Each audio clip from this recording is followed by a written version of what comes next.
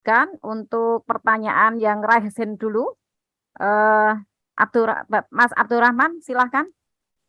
Iya, selamat pagi Monggo. Pak Gita, salam kenal Pak. Saya Hafiz Pak Pagi, Fajar. dari Oh, MMUGM. habis. Oke, Iya Pak. siap. Ya. Pak Gita, eh, ini Pak, saya ada pertanyaan nih terkait tadi kan ngomongin foreign direct investment nih. Mungkin Hmm, nggak sih Pak, jadi pebisnis-pebisnis baru di sini ya, yang apa namanya, yang benar-benar mereka baru memulai bisnis startup di Indonesia itu mereka bisa tumbuh gitu dengan ya mungkin tanpa campur tangan dari investor asing kayak gitu. Ya mungkin kalau di Indonesia dulu banyak pendiri bangsa kita eh, menggunakan konsep gotong royong apa koperasi gitu Pak ya. Nah, saya pengen tahu perspektif dari Pak Gita apakah itu hmm. memungkinkan. Itu yang pertama Pak. Terus kedua kalau itu nggak memungkinkan gimana sih sebenarnya apakah ada standar khusus untuk pebisnis-pebisnis baru di Indonesia ini untuk bisa menarik investor dari luar gitu supaya mereka itu tertarik dengan apa namanya Hmm. apa yang dilakukan sama startup gitu. Ya. Terima kasih Pak Gita. Memungkinkan, tapi terbatas. Mungkin Anda bisa, tapi teman kita di Pulau Rote, teman kita di Tarakan, teman kita di Wamena, teman kita di Sumedang, mungkin nggak bisa, ya kan? Dan ini balik lagi ke hal yang struktural. Selama uang beredar, rasio terhadap PDB-nya itu hanya 40%. Dan negara-negara tetangga kita, rasio uang beredar terhadap PDB-nya itu 150 sampai 211%. Kita nggak akan bisa bersaing dengan mereka. Mungkin Anda bisa, tapi nggak 100% dari alumni UGM itu bisa mendapatkan modal. Hanya segelintir saja. Ya kan? Nah, yang kedua, yang paling praktis adalah siapapun yang mau lulus dari UGM, belajar bahasa internasional.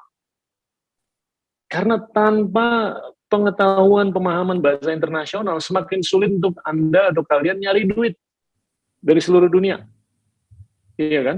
Dan kalau kita terjebak dengan venture capital, itu kita terjebak dengan siklus 7 tahun, yang mana dalam 7 tahun itu harus didaur ulang. Kalau kita terjebak dengan perbankan, kita terjebak dengan konsep yang namanya suku bunga. Udah gitu bank-bank di sini kan juga masih ngecharge 9-12%. Ya sulit, apalagi sekarang dengan kenyataan venture capital ini semakin di bawah tekanan. Jadinya path to profitability, itu jalan menuju keuntungan, itu semakin diamanahkan oleh venture capital, dan udah kelihatan kan banyak yang kebakaran jenggot kan. Banyak startup-startup yang mentalitasnya adalah burn, ya kan? Nggak bisa lagi karena mereka nggak bisa menunjukkan apa jalan menuju keuntungan, jadi banyak yang tersisihkan dalam beberapa bulan terakhir ini. Banyak juga yang sudah besar sekali harus melakukan apa namanya rasionalisasi atau pemecatan. Dan ini kalau menurut saya tantangan tapi juga opportunity. Saya punya rumus ya, kalau menurut saya gimana supaya kita keroyokin pemerintah dan swasta yang mana setiap tahun itu kita pedomankan 500.000 orang ya untuk belajar bahasa dalam 2 sampai 3 tahun. Pilih aja mau bahasa Mandarin kayak Jepang kayak atau Inggris. Habis itu kita pedomankan untuk mereka 500.000 sampai 1 juta orang ini masuk ke program bimbel, bimbingan belajar, untuk belajar untuk ngambil SAT, GMAT atau GRE, ya kan? Dan kalau udah selesai bimbelnya 3 bulan, mereka kita biayain untuk ngambil tesnya.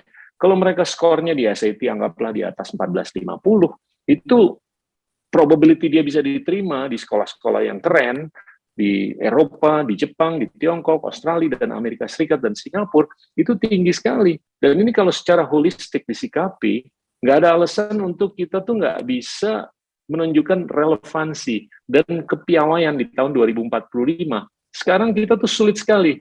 Mau tahu nggak, di Stanford aja tempat saya ngajar di sini ya, orang Indonesia cuma 25, tapi orang Singapurnya lebih banyak daripada orang Indonesia. Mau tahu orang Tiongkok? Jauh lebih banyak daripada kita. Tadi saya sudah kasih tahu kan, Tiongkok itu ngirim 450.000 orang ke Amerika. Walaupun situasi geopolitik memanas. Kenapa? Karena kehausan mereka untuk belajar. Nah ini, saya bukan saya nggak menghiraukan keinginan kita dan kehausan kita untuk belajar, tapi saya sangat menghiraukan kapasitas kita untuk membiayai karena keterbatasan modal. Nah, LPDP ini kan duitnya cukup banyak dan ini sangat bisa diberdayakan untuk kepentingan yang cukup struktural, yaitu profisiensi bahasa dalam 3 bulan, terus profisiensi pengambilan tes standardized, apakah itu SAT, GRE, atau GMAT dalam 3 bulan, setelah itu disaring, dikurasi, siapapun yang skornya besar, otomatis dikasih beasiswa untuk mengambil S1, S2, S3. Nah, itu nanti akan kelihatan tuh di tahun 2045, siapa yang lulus dalam 1, 2, 3, 4, 5, 6 tahun ke depan, ini akan sangat bermanfaat untuk bangsa dan negara ke depan. Tapi kalau kita nggak rumuskan hal-hal seperti itu dengan skala yang berarti, forget it. Kita nggak akan bisa compete dengan India dan Tiongkok.